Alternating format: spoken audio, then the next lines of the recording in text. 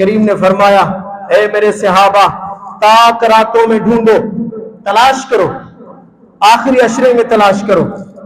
حضور بتا سکتے تھے، حضور بتا سکتے تھے کہ فلاں دن، فلاں رات، فلاں روزے کی رات کو 27 یعنی شب قدر ہو سکتی، لیکن آقا نے یہ نہیں بتایا۔ اس میں حکمت کیا ہے؟ اس لیے کہ میرے بندے اور میری امت یہ تلاش کرتی پھرے کہ اس شوق میں پھر آئے گی، نمازیں پڑھے گی، تراویح پڑھے گی، قرآن کی تلاوت کرے گی، تسبیح پڑھے گی، میرا ذکر کرے گی، درود پڑھے گی، تو اس برکت سے اللہ تعالیٰ انہیں مزید ثواب عطا فرمائے۔ تو میرے پیارے بھائیوں، میرے محبوب صلی اللہ علیہ وسلم نے ارشاد فرمایا من قام لیلۃ القدر ایمانا واحتسابا غفر له ما تقدم من ذنبه۔ مسلم شریف کی حدیث ہے، بخاری شریف کی حدیث ہے۔ میرے محبوب صلی اللہ علیہ وسلم نے فرمایا جو شخص شب قدر میں یعنی 27 رمضان المبارک کی رات لیلۃ القدر میں جو ایمان کے ساتھ ثواب کی نیت سے گھر سے نکلا، سبحان اللہ، ایمان کے ساتھ ثواب کی نیت سے گھر سے نکلا اور قیام کیا، نماز پڑھی، تراویح پڑھی، فرض پڑھے، اس کے پچھلے گناہ رب تعالی معاف فرما دے گا۔ کتنا بڑا یار اللہ کا احسان ہے، سبحان اللہ۔ رب فرماتا ہے صرف گھر سے نکلو، میری بارگاہ میں سجدہ کرو، ایمان کے ساتھ، محبت کے ساتھ، اخلاص کے ساتھ، بخشنا میرا کام ہے، سبحان اللہ۔ تو میرے پیارے بھائیوں، یہ نبی پاک صلی اللہ علیہ وسلم کی حدیث اور بھی سماعت فرمائے۔ میرے محبوب علیہ الصلوۃ والسلام نے فرمایا تنزل الملائکۃ فی لیلۃ القدر بامر اللہ ویکون جبریل فیہا۔ فرماتے ہیں شب قدر میں فرشتے اللہ کے حکم سے نازل ہوتے ہیں۔ قرآن آپ نے سنا نا، تنزل الملائکۃ والروح فیہا باذن ربہم من کل امر سلام۔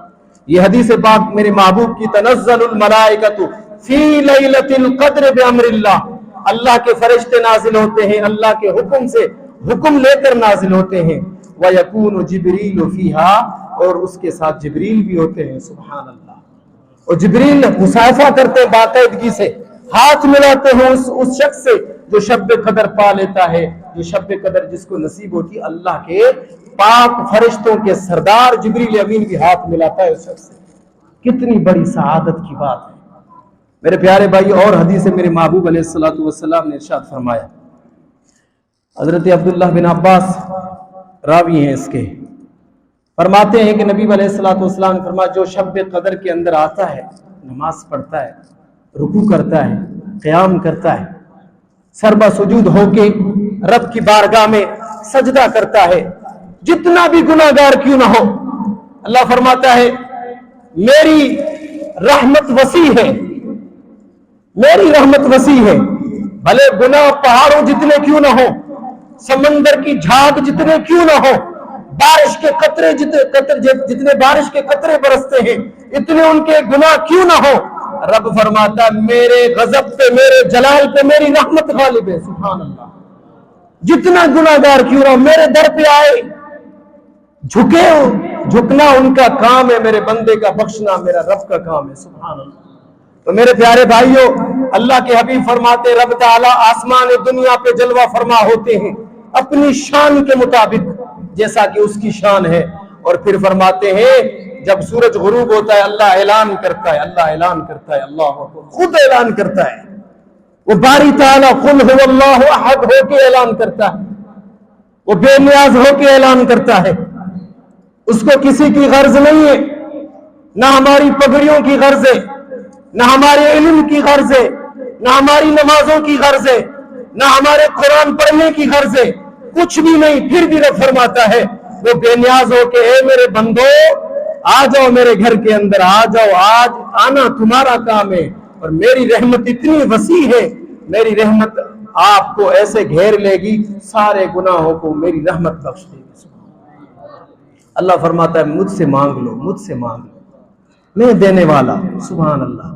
اللہ فرماتا ہے کوئی بندہ روزی کا طلبگار، وڈیروں کے طاقوں پہ دھکے کھانے والے، اے دنیا والوں، لوگوں کے پاس کچھ نہیں ہے، بندوں کے پاس کچھ نہیں ہے سوائے رب کے، رب کی دہلیز پہ آؤ، اپنا ماتھا ٹیکو، سر جھکاؤ رب کے بارگاہ میں. رب فرماتا ہے میں عطا کرتا ہوں, میں عطا کرتا ہوں, اپنے حبیب کے صدقے میں عطا کرنے والا ہوں.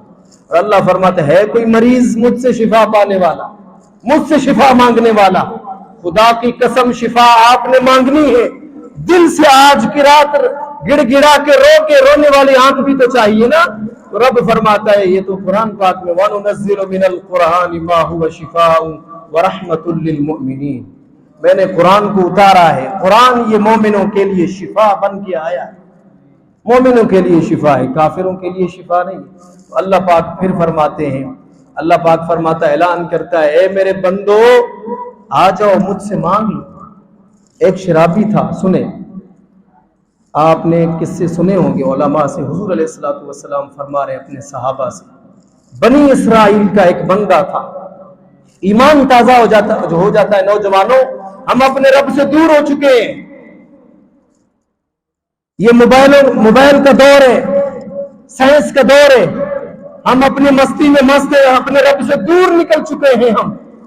ہمیں نماز پڑھنے کی فرصت نہیں ہے, ہمیں قرآن کی تلاوت کرنے کی فرصت نہیں ملی, بیٹھ کر سوچنے کی فرصت نہیں ملی. اتنے ہم مست ہو گئے اپنے کاموں میں.